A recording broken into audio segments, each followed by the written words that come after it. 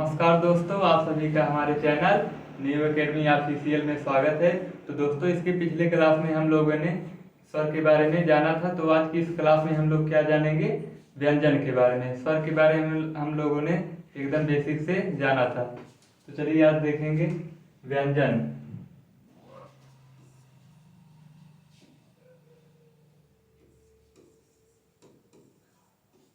व्यंजन वर्ड के बारे में पहली क्लास में हम लोगों ने क्या जाना था? स्वर वर्ड के बारे में।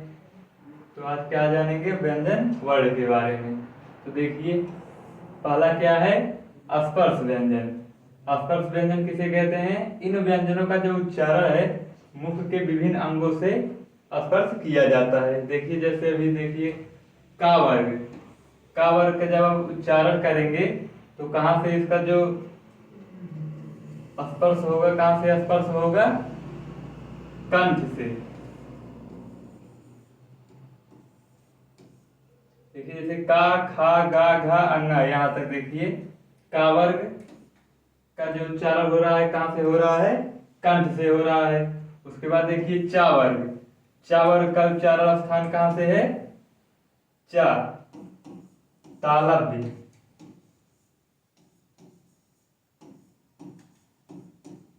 तालव्य से। उसके बाद अगला देखिए टा वर्ग। टा वर्ग का देखिए टा, ठा, डा, ढा, यहाँ तक इसका उच्चारण स्थान कहाँ से हो रहा है? टा, मूर्धन्य। मूर्धन्य से। उसके बाद देखिए इसमें देखिए हा और आहा, इसका भी उच्चारण स्थान कहाँ से है? कंठ से। और देखिए चा वर्ग में देखिए सा और या, यानी चा वर्ग का कितने? चा, छा, जा, झा आएंगे, ये तो चा वर्ग के हैं। और इसके अतिरिक्त जो है सा और या, इसका जो है उच्चारण स्थान कहाँ से है? तालव्य से। उसके बाद देखिए टा वर्ग में, टा वर्ग में टा, ठा, डा, ढा, ड़ा, ये तो टा वर्ग के हैं। और इसके अतिरिक्त देखिए जो है डा, ढा और सारा, इसका उच्चारण स्थान कहाँ से है? मूर्धन्य से। तो आप लोग इसको ध्यान दीजिएगा, ये जो सा है, बड़ा सा है, इसका उच्चारण स्थान कहाँ से है? तालव्य से। तो जब आप इसका उच्चारण करेंगे तो ऐसा लगेगा कि सा का जो है उच्चारण स्थान कहाँ से हो रहा है? दंत से। लेकिन एग्जाम में देखिए दोस्तों, ये पूछा गया था कि जो सा है इसका उच्चारण स्थान कहाँ से है? कहाँ से है? तालव्य से। चलिए अब आगे देखते हैं।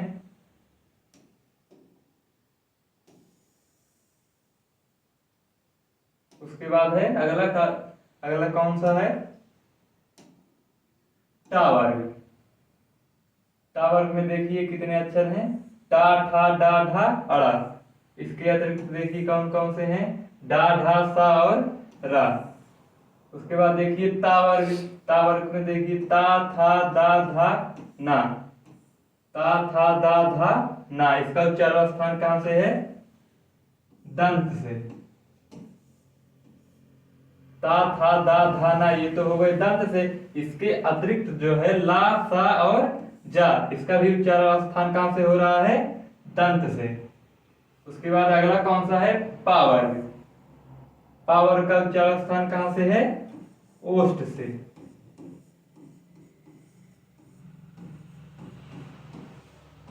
तो आप लोग इसका ध्यान दीजिएगा, ये जो बड़ा सा है इसका उच्चारण स्थान कहाँ से है?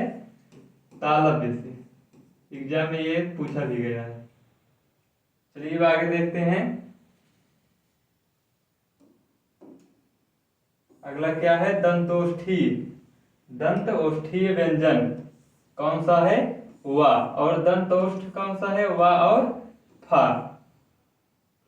दंतोष्ठीय व्यंजन कौन सा है? वा। और दंतोष्ठ क्या कौन सा है? वा और फा।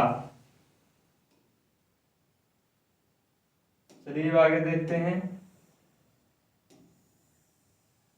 अंतस्थ व्यंजन। स्पर्श व्यंजन हो गया। अब हम लोग कौन सा व्यंजन देखेंगे? अंतस्थ व्यंजन।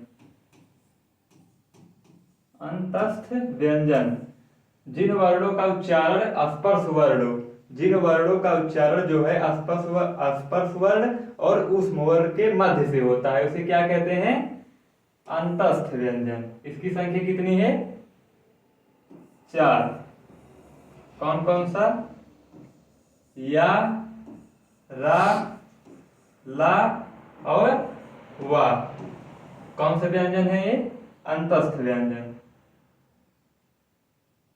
चलिए आगे देखते हैं। अंतस्थ व्यंजन के बाद देखिए कौन सा व्यंजन है? ऊष्म व्यंजन। ऊष्म व्यंजन, इसकी परिभाषा क्या है? इसका उच्चारण करते समय जो है मुख से गर्म श्वास निकलती है। ऊष्म का मतलब क्या होता है? गर्म। तो क्या है इसका परिभाषा क्या है? इसका उच्चारण करते समय मुख से गर्म श्वास निकलती है, उसे क्या कहते हैं? ऊष्म व्यंजन। इसकी भी संख्या कितनी है? 4 है। कौन कौन सा देखिए? बड़ा सा, छोटा सा और एक खटकोड़ वाला सा, उसके बाद हा। कौन सा व्यंजन है ये? ऊष्म व्यंजन। चलिए आगे देखते हैं। अगला कौन सा है? संयुक्त व्यंजन। संयुक्त, संयुक्त व्यंजन। जो वर्ण दो अलग अलग वर्णों के योग से मिलकर बनते हैं उसे क्या कहते हैं? संयुक्त व्यंजन। संयुक्त का मतलब क्या होता है? मिलना या जोड़। देखिए यहाँ पे दोस्तों, देखिए टाइपिंग में मिस्टेक हो गया है। यहाँ पे क्या रहेगा? छा। तो देखिए छा किससे मिलकर बना है?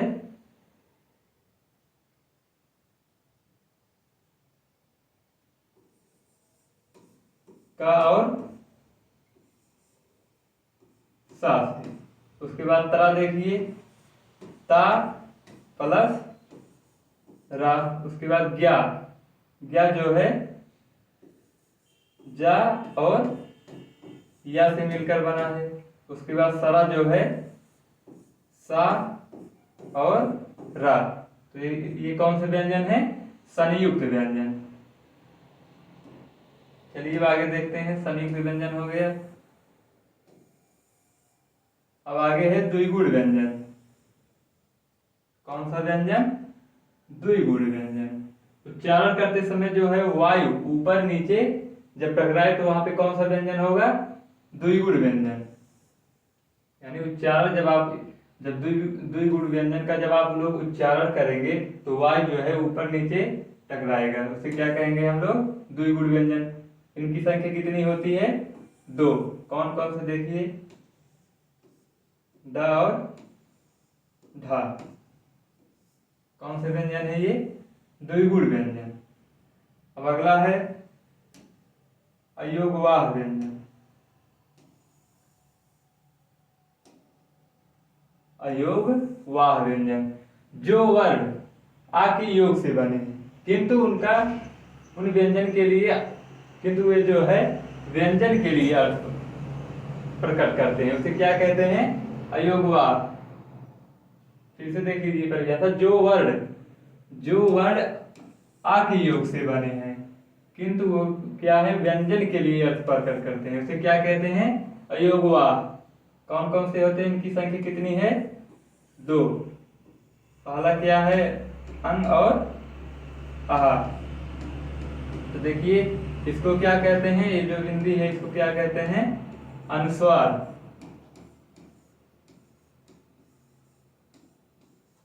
और ये जो आहा है इसकी बिंदी को क्या कहते हैं? विसर्ग।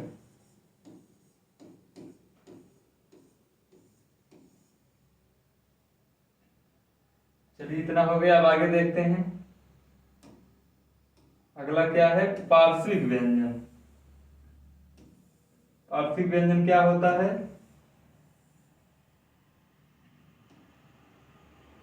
पार्श्विक व्यंजन, वायु जीभ के बगल से निकले। वायु जो है जब पार्श्विक व्यंजन का जब आप उच्चारण करेंगे तो क्या होगा? वायु जो मतलब मुंह से जब उच्चारण जब आप करेंगे तो जो हवा है वो जीभ के बगल से निकलेगा, जीभ के बगल से निकलेगा। पार्श्विक व्यंजन वायु जो है जीभ के बगल से निकलेगा। कौन सा होता है? ला। इसे क्या कहते हैं? पार्श्विक व्यंजन। चलिए अगला देखते हैं। अगला है लुठित व्यंजन। चलिए इसका देखिए परिभाषा क्या है। लुठित व्यंजन, इसके उच्चारण में जीभ का जो अगला भाग है वो करने लगता है, क्या करने लगता है, कंपन। यहाँ पे टाइपिंग में मिस्टेक हो गया है, क्या करने लगता है, कंपन करने लगता है। वो कौन सा व्यंजन है, रा। तो जब आप रा का उच्चारण कीजिए, देखिए जीभ का जो अगला भाग है वो क्या करने लगेगा, कंपन करने लगेगा। चलिए अब अगला देखते हैं, अर्धस्वर। अर्धस्वर कौन कौन से हैं, या और वा।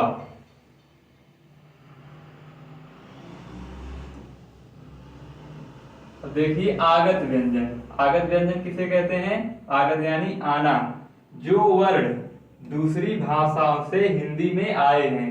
जो वर्ण, आगत का मतलब ही होता है आना, जो वर्ण दूसरी भाषाओं से हिंदी में आए हैं उसे क्या कहते हैं, आगत व्यंजन। तो कौन कौन से है आगत व्यंजन, कौन कौन सा है, देखिए का, खा, गा और जा और फा, ये कौन से व्यंजन हैं, आगत व्यंजन। चलिए अब अगला देखते हैं। आगे है अल्प प्राण व्यंजन। अल्प प्राण व्यंजन किसे कहते हैं, अल्प प्राण व्यंजन, जिन वर्णों के उच्चारण में श्वास जो है कम मात्रा में निकले, जिन वर्णों के उच्चारण में श्वास कम मात्रा में निकलता है उसे क्या कहते हैं, अल्प प्राण व्यंजन कहते हैं। कौन कौन से होते हैं देख लीजिए, प्रत्येक वर्ग का, यानी का वर्ग, चा वर्ग, टा वर्ग, ता वर्ग और पा वर्ग का जो विषम वर्ण, यानी प्रत्येक वर्ग का विषम। तो एक वर्ग में कितने अक्षर हैं, 5, का, खा, गा और घा, अंगा, इस तरह से सभी में है। तो जो विषम वर्ण है, देखिए जैसे का स्थान पहला है, खा का दूसरा, गा का तीसरा, घा का चौथा और अंगा का पांचवा। तो इसमें देखिए विषम वर्ण कौन कौन से हैं, 1, 3 और 5। तो ये कौन कौन कौन से है विषम वर्ण, 1, 3 और 5, यानी इसके स्थान पे जितने भी वर्ण आएंगे वो सब क्या होंगे, अल्प प्राण व्यंजन। उसके अलावा देखिए अंतस्थ व्यंजन, तो मैंने पहले बता दिया था कि अंतस्थ व्यंजन क्या होता है। इसमें कौन कौन से वर्ण आते हैं, या, रा, ला और वा। तो इन सभी, ये सब क्या है, अल्प प्राण व्यंजन है। चलिए आगे देखते हैं। अगला है महाप्राण व्यंजन। अल्प प्राण में क्या था, श्वास जो है कम मात्रा में निकल रहा था, इसमें क्या होगा, श्वास जो है अधिक मात्रा में निकलेगा। तो देखिए परिभाषा क्या है, जिन वर्णों के उच्चारण में श्वास अधिक मात्रा में निकलता है उसे क्या कहते हैं, महाप्राण। तो इसमें देखिए कौन कौन से वर्ण आते हैं, प्रत्येक वर्ग का, वर्ग कितने होते हैं, 5 वर्ग होते हैं। कौन कौन सा, का वर्ग, चा, टा, ता और पा, का वर्ग, चा वर्ग, टा वर्ग, ता वर्ग और पा वर्ग। तो कितने वर्ग होते हैं, 5 वर्ग होते हैं। उनका जो है सम वर्ण, तो देखिए मैंने अल्प प्राण में बताया था सम और विषम। देखिए जैसे का, खा, गा, घा, अंगा। तो का पहला स्थान, खा का दूसरा, गा का तीसरा और घा का चौथा, अंगा का पांचवा। तो इसमें देखिए सम कौन कौन से हैं, ये दूसरा और चौथा। तो इसके स्थान पे जितने भी, यानी देखिए चा के बाद का क्या आएगा, छा, टा के बाद ठा, उसके बाद ता के बाद था, पा के बाद था। तो यानी इसके स्थान पे सम में जितने भी वर्ण आएंगे वे सब क्या होंगे, महाप्राण। उसके अतिरिक्त देखिए क्या है, ऊष्म व्यंजन, यानी प्रत्येक वर्ग का जो सम वर्ण है वो और ऊष्म व्यंजन कौन कौन से होते हैं, बड़ा सा, छोटा सा और खटकोड़ वाला सा, उसके बाद हा। ये सब जो है क्या है, महाप्राण व्यंजन है। आगे देखिए, आगे क्या है, अघोष। अघोष क्या होता है? अघोष जिन वर्णों के उच्चारण में गले से कंपन नहीं होती है, जिन वर्णों के उच्चारण में गले से कंपन नहीं होती है उसे क्या कहते हैं? अघोष कहते हैं। तो देखिए इसमें कौन कौन से वर्ण आते हैं। वर्ग का प्रथम, कितने वर्ग होते हैं? 5 वर्ग। तो वर्ग का प्रथम द्वितीय वर्ण जो है क्या है? अघोष है। तो प्रथम यानी पहला और द्वितीय यानी दूसरा, पहला और दूसरा जो है वर्ण क्या है? अघोष है। उसके अतिरिक्त देखिए कौन कौन से हैं। फा, बड़ा सा, छोटा सा और खटकोड़ वाला सा, ये सब क्या है? अघोष हैं। तो इसमें इसकी परिभाषा क्या है? जिन वर्णों के उच्चारण में गले से कंपन नहीं होती है। इसके विपरीत है सघोष। सघोष में क्या है? जिन वर्णों के उच्चारण में गले से कंपन होती है। अघोष में क्या है? गले से कंपन नहीं होती है और सघोष में गले से कंपन होती है। चलिए देखिए इसमें देखते हैं कौन कौन से वर्ण हैं। इसमें देखिए प्रत्येक वर्ग का 5 वर्ग होते हैं, उनका जो तीसरा अक्षर, चौथा अक्षर और पांचवा यानी 345, तीसरा, चौथा और पांचवा वर्ण तथा इसके अतिरिक्त क्या है? अंतस्थ व्यंजन यानी या, रा, ला और वा, ये सब क्या है? सघोष व्यंजन है।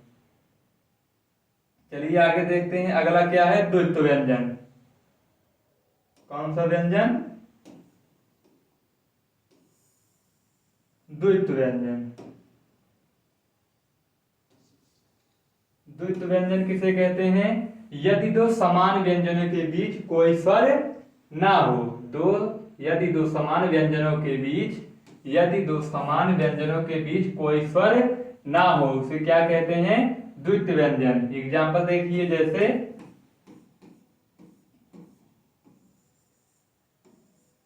कल, कत्ता। तो यहाँ पे देखिए, यहाँ पे कौन सा व्यंजन है? द्वित्व व्यंजन है। उसके बाद देखिए, उसके बाद है कुत्ता, ये कौन सा व्यंजन है? द्वित्व व्यंजन। सत्ता, ये सब क्या है? द्वित्व व्यंजन। तो परिभाषा देख लीजिए एक बार फिर से, यदि दो समान व्यंजनों के बीच कोई स्वर ना हो उसे क्या कहेंगे? द्वित्व व्यंजन।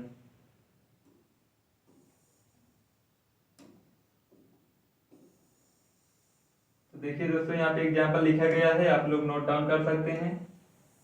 जैसे देखिए दिल्ली, ये कौन सा व्यंजन है? द्वित्व। उसके बाद कलकत्ता और सत्ता, ये सब क्या है? द्वित्व व्यंजन है।